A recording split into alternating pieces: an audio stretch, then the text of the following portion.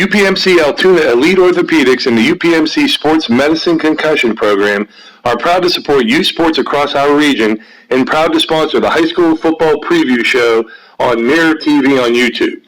To learn more about their board-certified orthopedic surgeons, their specialty trained concussion management experts, and the wide range of orthopedic conditions they treat, visit upmcaltoona.com/ortho.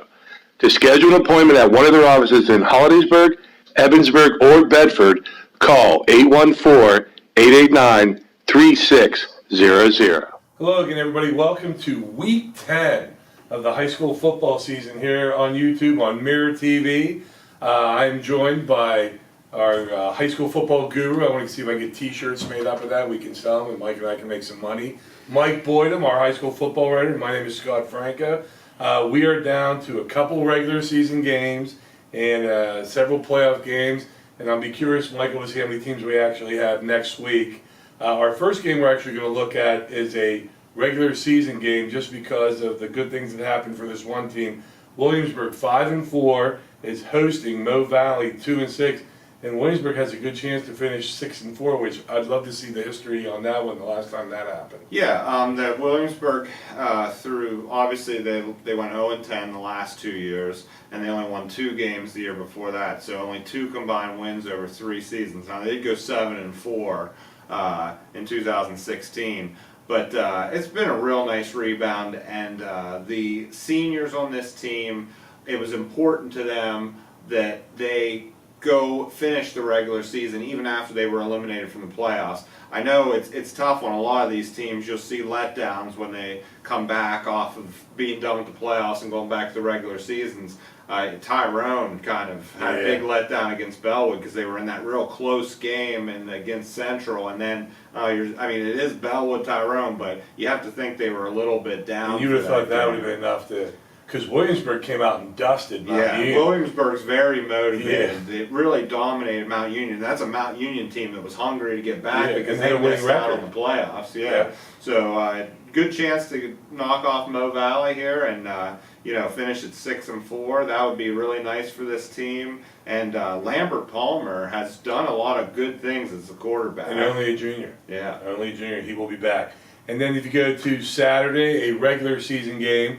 Northern Bedford at Southern Huntington. Northern Bedford 7-2, eliminated last week from the playoffs by Red Bank Valley, playing a really good Southern Huntington team 5-1 that played Monday night, and now they're playing again Saturday, which is, I'm wondering if that's why the game got moved to Saturday. Yeah, but tell everybody, Michael, the cool connection in this game. Well, Aaron Batesel is Southern Huntington's coach, and of course his father is the athletic director, and he also Jeff Batesel at Northern Bedford, and he actually played at Northern Bedford, and the really neat thing is that Southern Huntington actually has not lost a game on the field this year. Their only loss is a forfeit to Cambria Heights in the playoffs. So coming off a win over Columbia on Monday, and this will be a fun game, I would assume, because Northern Bedford got a bad taste in its mouth. Throw 4 interceptions in that Red Bank game, and a game that if you don't turn the ball over that many times,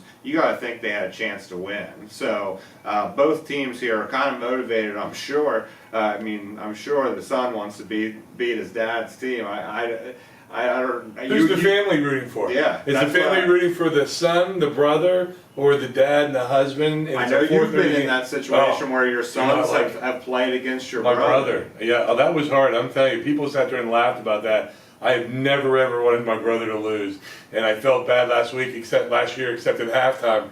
Tyrone was down 1 point, and I went, okay, this is a little too scary now. My sons could lose this game, and then Hollidaysburg came back. But Mike's right. I'd love if we had the time to talk to some of the family members in there and go, who do you pick? Like, if you're the grandparents, you pick your grandson or your son. But that should be for a good game. Friday night playoff game, and this will be a good one. District 10 champ Hickory, District 5 champ Bedford. Hickory is so good in high school football, and Bedford's having an unbelievable year. I took Bedford.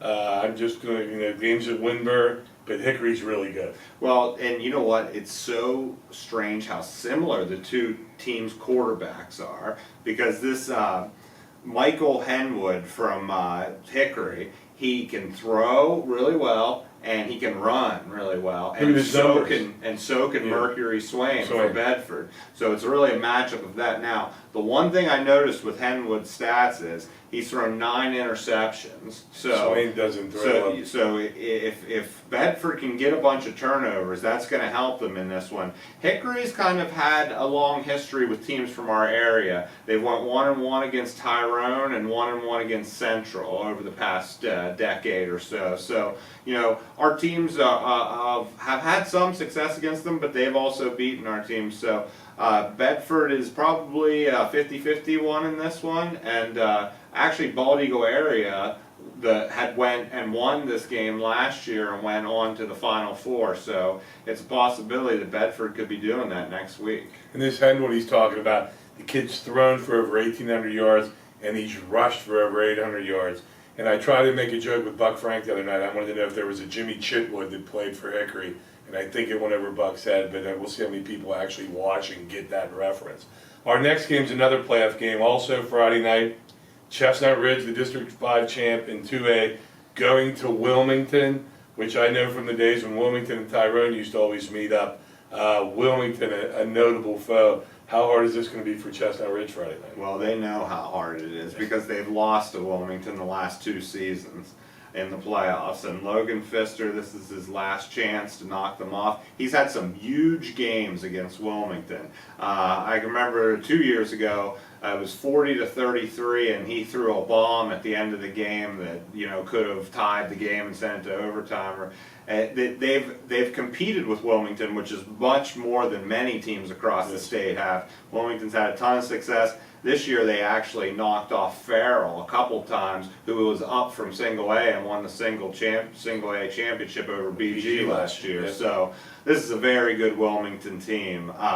What Coach Shoemaker was most worried about was how big their line was. And he said Ridge is obviously, they lost Dwayne Nisley and a couple other big guys there. Yeah. And he said that their line's going to have to be aggressive and quick because they won't have the size to match up with Wilmington. And the one thing noted in Mike's notes, the last 2 years, Chestnut Ridge has gotten closer.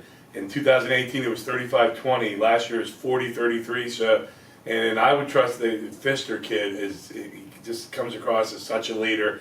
And I would trust Max Shoemaker with my program that maybe this year they get a little closer, maybe pull off that upset. Our last game we're going to talk about is the Friday night championship, 7 o'clock, Mansion Park.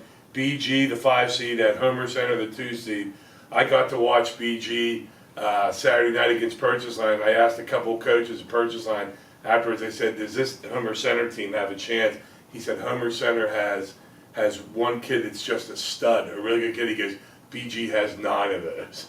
And he just said that's how hard. And I don't know who the kid is, Homer Center. You probably know who it is. I'll tell you who it is. It's Ben Schmidt, their quarterback. Do you know what Ben Schmidt has done at Homer Center? Yeah, everything. He's their all-time leading rusher, and he's their all-time leading passer. Does he drive the bus? That's what I want to know. You know what else? Do you know what else Ben Schmidt has He's done? a good wrestler. He's beaten Bishop Guilfoyle in the playoffs. 2 years ago as a sophomore. When he was a freshman, they knocked off BG and went the whole way to state championship.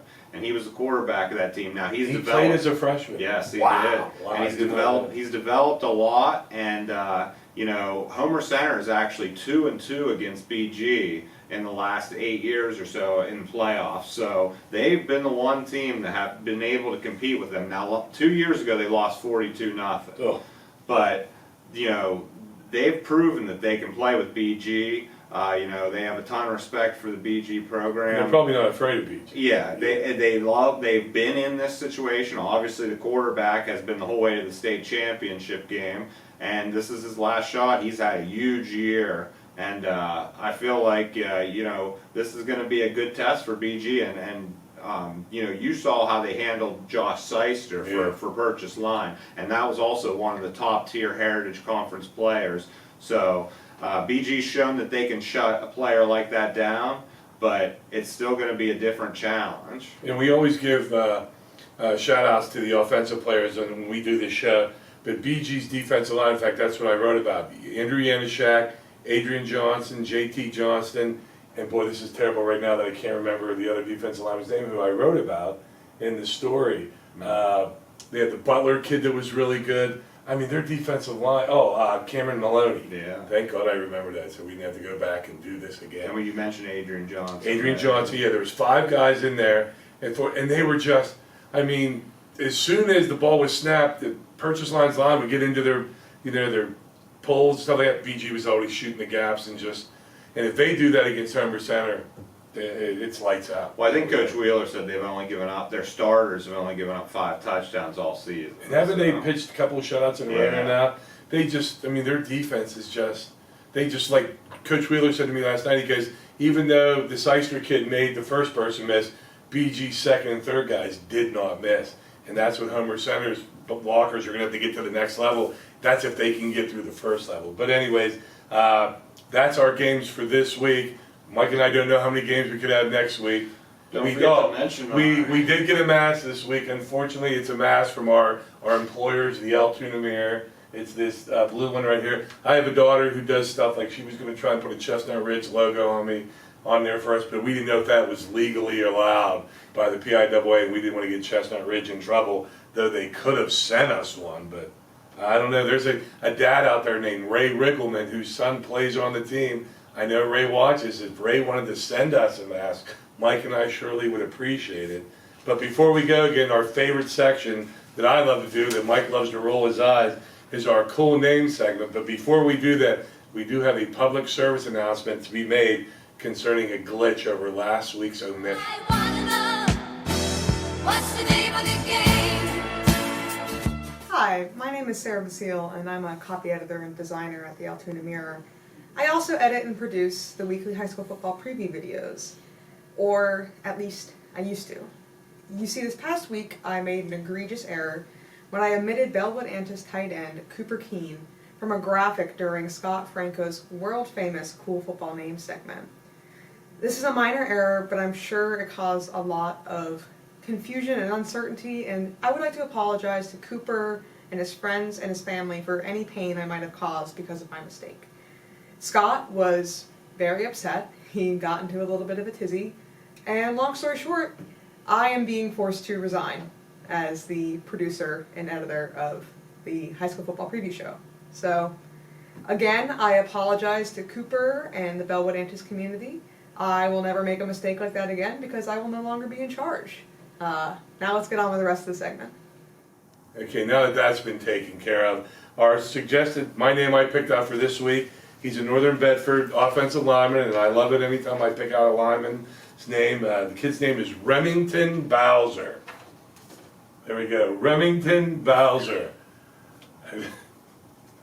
I guess Mike will have to tell us what that means. I'll have to watch that on playback and see what that means. But anyways, Remington Bowser, we're coming down to the end here, folks. We're going to have to submit this around the newsroom. And I'm going to have my coworkers help me pick our winner of the coolest name.